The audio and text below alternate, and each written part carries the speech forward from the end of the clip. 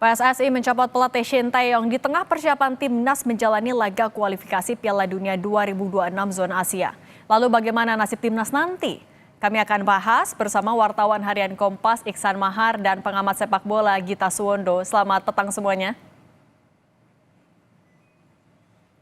Suaranya masih di mute kayaknya. Bung Iksan, Bung Gita, selamat petang. Oke kok, selamat siang, selamat petang di sini. Oke. Petang, Mbak Cindy. Saya mau ke Bung Iksan dulu. Bung Iksan, kan pencopotan STI ini cukup bikin ramai di media sosial, ada pro dan juga kontra. Tapi sebenarnya menurut pencermatan Anda di lapangan, pengaruh pencopotan STI di tengah persiapan menuju kualifikasi Piala Dunia seberapa besar sih? Iya, kalau kita bisa melihat antara di luar skuad dan di dalam skuad, di luar skuad tentu sangat riuh sekali proses dari pencopotannya. Bisa dikatakan mendadak karena kita melihat kontroversi dari sejak Piala AFF kemarin, terus sampai akhirnya pencopotan kemarin relatif berjalan hanya sekitar 3 pekan gitu kan. Dan banyak orang menilai bahwa hasil AFF kemarin itu menjadi landasan Pak Erick Thohir dan PSSI untuk mengakhiri kerjasama dengan Coach Shin yang sebenarnya baru berakhir pada tahun 2027 nanti. Tapi kalau di dalam internal sendiri saya justru melihat ini adalah angin segar baru bagi skuad, terutama karena kita tahu yang pernah saya juga tulis sejak November kemarin bahwa sudah mulai ada friksi dan adanya kerenggangan hubungan antara Coach Shin dengan sejumlah pemain, terutama pemain-pemain diaspora yang datang dalam setahun terakhir di timnas, yang itu pun didasari oleh pola komunikasi yang tidak berjalan dua arah di antara para pemain dan Coach Shin, yang akhirnya membuat para pemain tidak nyaman di dalam skuad. Di satu sisi juga bagi para pemain yang sejauh ini sudah di blacklist oleh Coach Shin, misalkan kita bisa ambil contoh misalkan Elkan Bagot atau Sadil Ramdhani, bahkan pemain penyerang berbakat kita seperti Ramadan Sananta dan Jens Raven, itu mereka akhirnya punya peluang untuk bisa masuk dan reguler main di timnas dengan pelatih baru nanti. Jadi sebenarnya ada pro dan kontra, ya kontra ada di eksternal dari skuad timnas, tapi justru di internal ini meskipun ada beberapa pemain yang kecewa dengan coach ini akhirnya nggak bisa bergabung di bulan Maret nanti, tapi ada juga angin segar dan beberapa pemain, ada pemain yang juga sudah saya hubungi, pemain diaspora yang dia bahkan sudah mendengar juga siapa calon pengganti nanti dan berkata juga sudah tidak sabar akan bermain dan bergabung dengan timnas pada bulan Maret nanti melawan Australia dan juga melawan Bahrain. Oke, kalau dari Bung Gita, kan tadi kalau kata Bung Iksan, ini cukup jadi angin segar sebenarnya dari internal timnas sendiri. Kalau menurut Anda, tapi pencopotan STY di tengah menuju bulan Maret dan juga Juni, seberapa besar?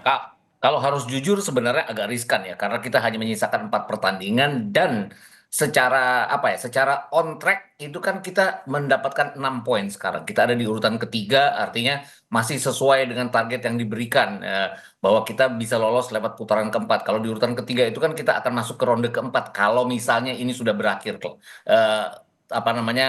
kualifikasinya. Jadi saya pikir juga agak riskan dengan hanya menyisakan 4 pertandingan. Oke, memang ada waktu 2 bulan untuk persiapan. Tapi kalau kita sama-sama tahu tim nasional itu kan persiapannya tidak 2 bulan, hanya 4 sampai 5 hari. Jadi pelatih baru atau apapun nanti harus bersiap-siap dalam 4-5 hari di antara tanggal setelah weekend di mana liga berakhir di tanggal 10 Maret, kemudian menuju masuk ke FIFA Matchday di tanggal 20 Maret. Jadi tidak banyak waktu persiapannya. Jadi ya saya pikir memang sangat riskan. Tapi kalau tadi Ihsan bilang bahwa ada angin segar, iya ini kesempatan untuk beberapa pemain yang tidak terpanggil oleh STY untuk bisa nantinya dipanggil. Kalau dipanggil, tapi kan kita juga tidak bisa berandai-andai bahwa pelatih yang baru ini dengan target untuk meloloskan kita ke Piala Dunia akan mencoba untuk pemain yang tidak dia kenal. Dia pasti akan memainkan pemain-pemain yang nantinya dia kenal. Artinya kalau ini pelatih dari Eropa, apalagi dari Belanda, dia akan memakai pemain-pemain ya yang sudah tersedia karena rata-rata adalah pemain diaspora yang sudah ada darah Belandanya yang sudah dia kenal selama ini. Jadi saya berpikir bahwa riskannya adalah kenapa dengan kinerja yang saya pikir juga kalaupun ada komunikasi yang kurang, kalaupun memang dianggap bahwa tidak sesuai dengan kontraknya bahwa dia harus belajar bahasa Indonesia tapi tidak dilakukannya, tapi kan secara KPI, key per key performance index dia kan dia sudah berhasil dengan segala macam target yang sudah dia lalui, kecuali AFF yang memang targetnya tidak pernah jelas ya, apakah final, apakah semifinal, apakah cukup hanya gugur di putaran grup, itu nggak jelas juga dari federasi. Jadi memang menurut saya sih agak riskan dengan masih menyisakan 4 pertandingan, bukan lamanya tapi hanya 4 pertandingan, itu kan nggak banyak, kecuali ini klub di mana klub masih ada setengah musim itu mungkin akan bisa perbaikan jadinya. Dan juga Bung Gita, kan dengan pemilihan calon pelatih yang baru itu kan dari Belanda, dengan Ya. alasannya adalah juga biar bisa menjaga komunikasi, menguatkan komunikasi dengan pemain diaspora yang juga dari Belanda, naturalisasi dari sana. Ini cukupkah untuk memperkuat nanti timnas menuju Maret dan Juni sebenarnya? Kalau dari sisi komunikasi jelas bahwa mereka bisa berbahasa Belanda, orang Belanda juga bisa bahasa Inggris. Jadi antara dengan pemain Indonesia sendiri pelatih baru ini yang sudah disebut-sebut oleh Fabrizio Romano ya namanya. Jadi saya nggak usah menyebut si A si B lagi ya. Patrick Kluivert ini kan memang bisa bahasa Belanda, bisa bahasa Inggris. Tapi kan kalau kita lihat bagaimana track recordnya dia juga kurang meyakinkan ya sebagai pelatih, bukan sebagai pemain. Tapi kan biasa, sebagai pemain luar biasa, sebagai pelatih kan belum tentu luar biasa. Ini yang saya jadi agak ragu-ragu dengan segala macam persiapan yang minim seperti ini dengan target lolos ke putaran keempat setidaknya lewat 4 pertandingan. Saya mau balik lagi ke Bang Ihsan. Kalau dari Bung Ihsan sendiri, sebenarnya catatan atau raport STY dari 2019 menangani timnas Indonesia seperti apa? Kalau saya justru menilai, misalkan kalau melihat dari track record Sinteyong seperti apa yang dikatakan tadi oleh Mas Gita juga memang sudah sangat baik. Kita dalam setahun terakhir selama 2024 kemarin mencapai tonggak baru dalam sejarah timnas kita. Misalkan kita lolos ke fase grup Piala Asia untuk pertama kali, kita juga sampai ke babak playoff Olimpiade bahkan yang juga itu pertama kali baru dilakukan gitu kan. Ditambah lagi sebelum-sebelumnya akhirnya Coach Shin bisa membantu kita untuk lolos ke putaran final Piala Asia dalam 2 edisi beruntun 2023 dan 2027 nanti. Jadi memang kalau kita mau jujur dan melihat secara kinerja, Coach Shin memang sudah memang pantas mendapat cinta dan mendapat apresiasi besar dari publik sepak bola nasional.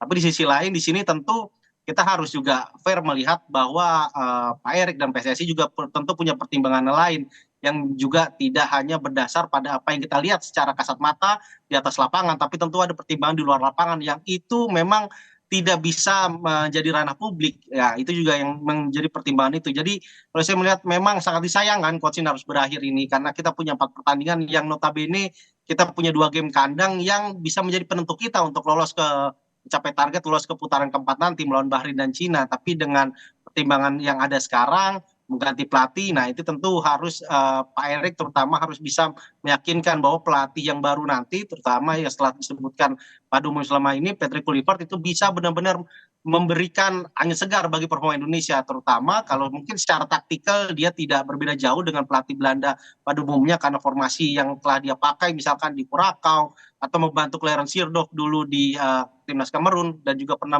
jadi pelatih juga di Curacao, timnas Curacao dengan 4-2-3-1. Jadi gaya Belanda itu yang bisa dia nanti jadi terapkan dengan pemain dengan kualitas kita yang sebenarnya kita punya pemain dengan nilai pasar nomor 7 terbaik di Asia sekarang. Jadi mungkin dengan pendekatan personal yang lebih baik yang dilakukan oleh Kluivert bisa membantu para pemain terutama seperti Kevin Dix, Alejandro Renders, Messi Hurst untuk bisa mengeluarkan pemain terbaik mereka yang selama ini telah mereka tampilkan di klub mereka.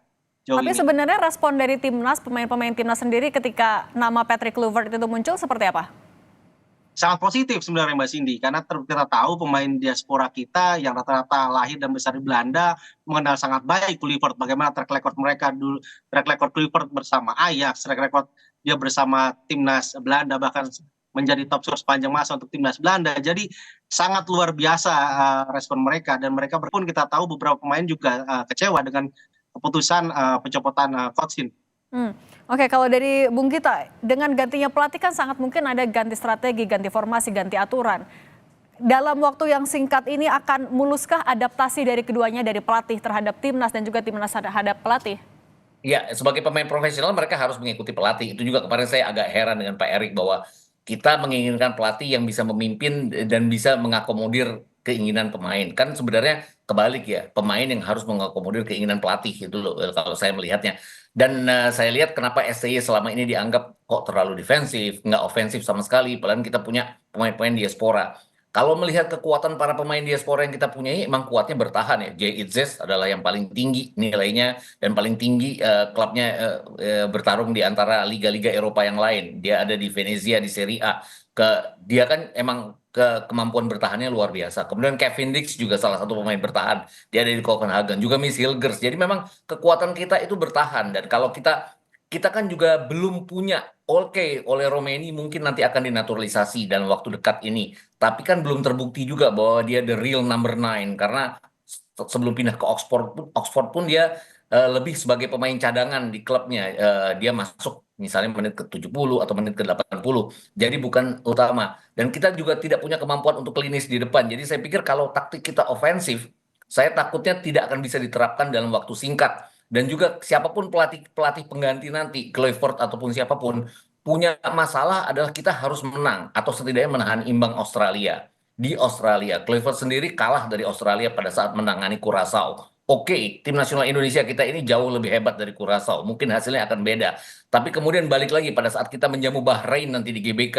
Bahrain itu kan apa ya? Kita seperti punya dalam tanda kutip dendam terhadap Bahrain karena pertandingan pertama yang tidak pernah dirasakan oleh Clifford tapi dirasakan oleh Sintayong. Jadi aura untuk revenge itu ada pada diri Sintayong, tidak ada dalam diri. Jadi akan apa ya? Seperti teralienasi dia dengan para pemain karena para pemain lebih berkeinginan untuk melakukan revenge dibandingkan dengan dia sendiri. Saya takutnya hal-hal seperti itu dan perubahan taktik ini yang mungkin akan bisa mengganggu dalam tempo hanya 4 sampai 5 hari yang akan diterapkan nanti pada saat dia menangani tim, pada saat tim sudah bergabung di kualifikasi Piala Dunia nanti bulan Maret. Bung Gito, tapi kalau melihat dari track record rekam jejak dari Patrick sendiri, sebenarnya kelebihan yang akan bisa dibawa mempengaruhi timnas Indonesia apa aja? Para pemain diaspora ini adalah apa ya? Pada masa kecil mereka pasti sangat mengidolakan Patrick Kluivert karena dia adalah pemain yang bagus. Kalau melihat kelahiran para pemain-pemain seperti Jay Ize, seperti Mace Hilger, seperti juga Kevin Dix, saya pikir mereka besar di bawah bayang-bayang ketenaran Patrick Kluivert sebagai pemain. Jadi look up terhadap Patrick Kluivert pasti sangat tinggi. Ini yang saya harapkan akan membuat mereka ingin berbuat sesuatu terhadap Patrick Kluivert. Tapi kan kita bicara bahwa dia hebat sebagai pemain, belum dia hebat sebagai pelatih. Itu yang track record sebagai pelatih itu kan bicara sendiri ya. Di luar track record dia yang juga buruk dari kehidupan pribadinya. Tapi saya nggak mau menganalisa ke arah sana. Saya lebih ke arah bahwa dia di term keduanya dia bersama Curaçao hanya menang 1 kali, 2 kali imbang dan 3 kali kalah. Hal-hal seperti ini yang agak mempengaruhi. Jadi overthinking sayanya juga apakah ini akan bisa untuk menangani timnas. Tapi saya percaya bahwa Jay Izzes dan kawan-kawan punya kapasitas untuk bisa berbuat sesuatu karena mereka kan benar-benar total ya pada saat mereka sudah dinaturalisasi untuk berbuat sesuatu Oke, Bung Gito, terhadap tapi negaranya. kalau selain dari nama Patrick Kluivert sendiri, adakah nama-nama lain yang sebenarnya juga lebih cocok untuk menangani membantu timnas? Yang nganggur di Belanda kan pasti kan acuannya Belanda ya. Mungkin Giovanni van Bronckhorst bisa. Atau kalau mau yang agak lebih senior sedikit, Bert Martwijk juga bisa. Alasannya apa, Bang? Louis van Gaal sakit-sakitan ya saya dengar. Jadi saya juga nggak yakin bahwa dia akan bisa bergerak dari satu pulau ke pulau yang lain karena Indonesia ini sangat luas. Kalaupun bahkan tadi pagi ada berita bahwa Ruud Gullit mengatakan bahwa Louis van Gaal bahkan tidak akan mengambil jabatan sebagai direktur teknik mendampingi Patrick Kluivert. Jadi saya juga nggak. Kalaupun ada yang nganggur dan tidak tidak bekerja untuk klub sekarang, mungkin Erik ten Hag ya, yang ya dia punya rekor yang bagus bersama Ajax. Dia tahu para pemain Belanda. Lupakan dia buruk berhadapan dengan pada saat dia menangani Manchester United di tahun terakhirnya. Tapi yang jelas dia punya 2 trofi bersama Manchester United. Jadi dia bisa berbuat sesuatu. Tapi apakah mungkin sampai tanggal 12 Juni nanti akan ada pergantian? Karena biasanya kalau Fabrizio Romano sudah bilang ini Patrick Kluivert, dia sudah punya data bahwa Patrick Kluivert memang sudah menandatangani kontrak atau Oke, udah bagaimana. A1 biasanya. Saya juga mau nanya ke Bang Ihsan, kalau menurut Anda nama yang mungkin juga sebenarnya cukup kuat untuk dipertimbangkan jadi pelatih Indonesia selain dari Patrick Kluivert, siapa lagi sih? Ya, sebenarnya juga tadi yang disebut oleh Mas Gita, karena beberapa nama kalau kita bisa melihat dari nama-nama yang nganggur sekarang ada misalnya Frank de Boer, Ronald Koeman juga bisa jadi pertimbangan, ada Erik ten Hag. Jadi banyak Frank Rijkaard, bahkan Ruud Gullit sendiri punya lisensi pelatih. Jadi masih banyak. Ada kalau Louis van Gaal kita tahu bahwa dengan usianya sudah lebih dari 70 tahun, tidak bisa banyak bergerak. Bahkan dalam 3 game yang saya saksikan langsung di Piala Dunia 2022 kemarin di Qatar, Van Gaal sebagai pelatih kepala itu tidak pernah beranjak dari kursinya di kursi teknis bangku cadangannya Belanda. Dia hanya menugaskan Edgar Davids untuk mengatur permainan tim Belanda saat itu di Piala Dunia kemarin. Jadi memang kalau bisa dikatakan ada peringkat segala atau sorry dan segala banyak macam.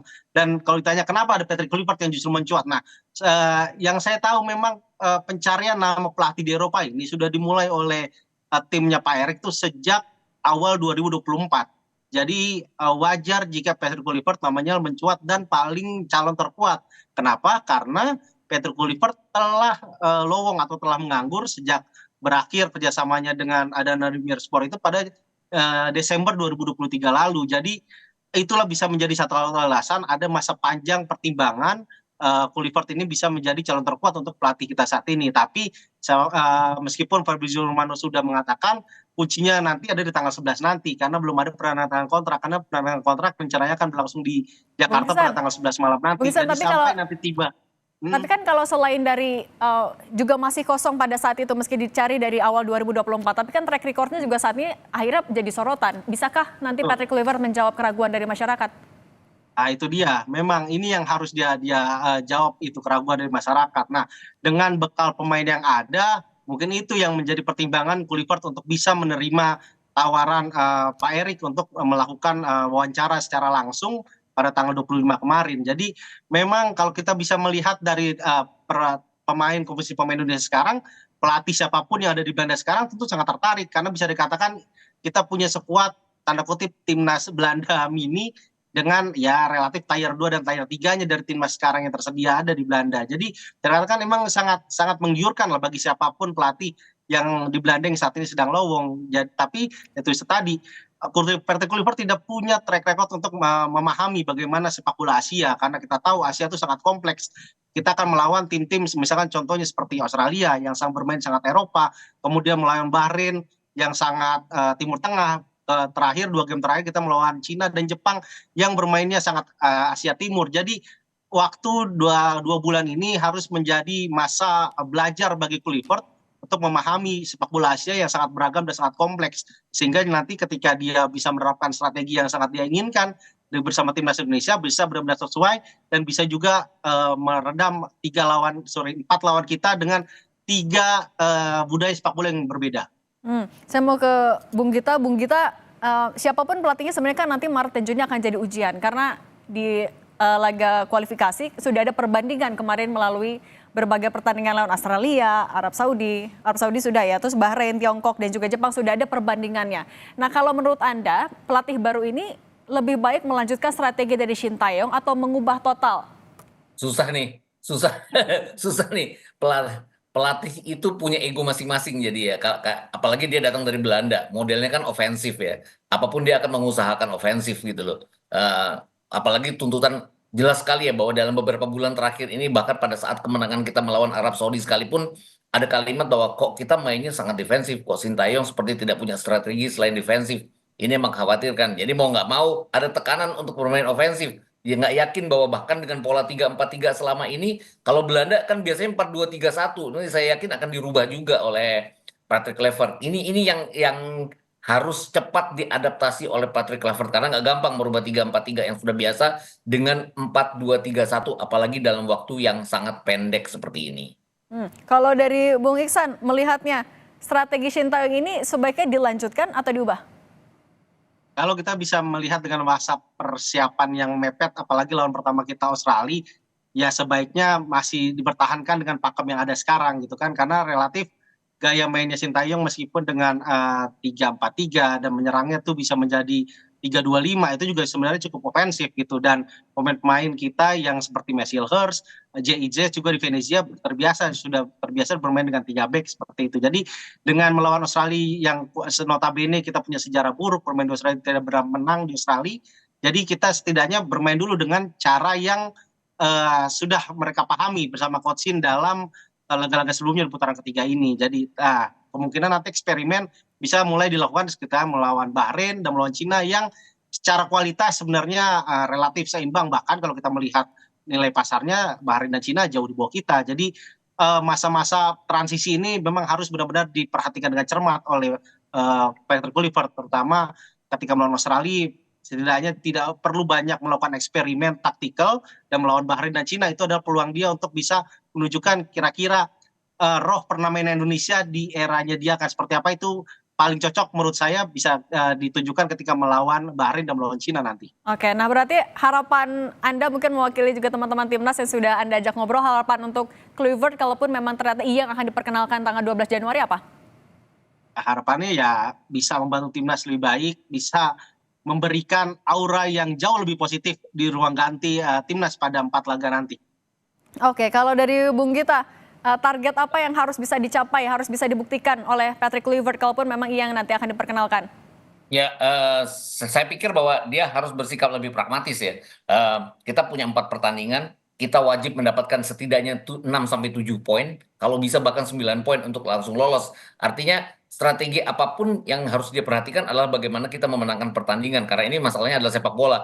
Ugly win lebih penting di sini daripada sekedar mengembangkan permainan untuk menjadi cantik. Karena apapun kan targetnya lolos, dan sekarang kan tekanannya juga bukan pada pelatih lagi, bahkan tekanannya sekarang pada federasi kalau sampai lolos karena keputusan ini. Memang kita harus hormat pada keputusan federasi karena mereka sudah memikirkannya dengan sangat baik.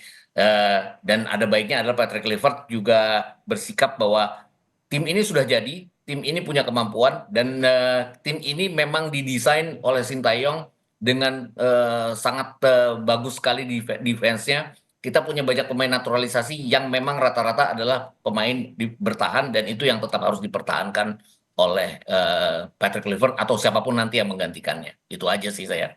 Tapi kalau mungkin memprediksi nama-nama pemain yang akan dipertahankan atau jadi jagoan dari Patrick Kluivert di pertandingan yang terdekat, kira-kira siapa aja, Bung?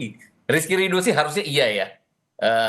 Seluruh pemain diaspora pasti akan dipertahankan, kecuali yang memang terkena akumulasi pada saat nanti melawan Australia. Saya sampai lupa tuh siapa yang akan terkena akumulasi.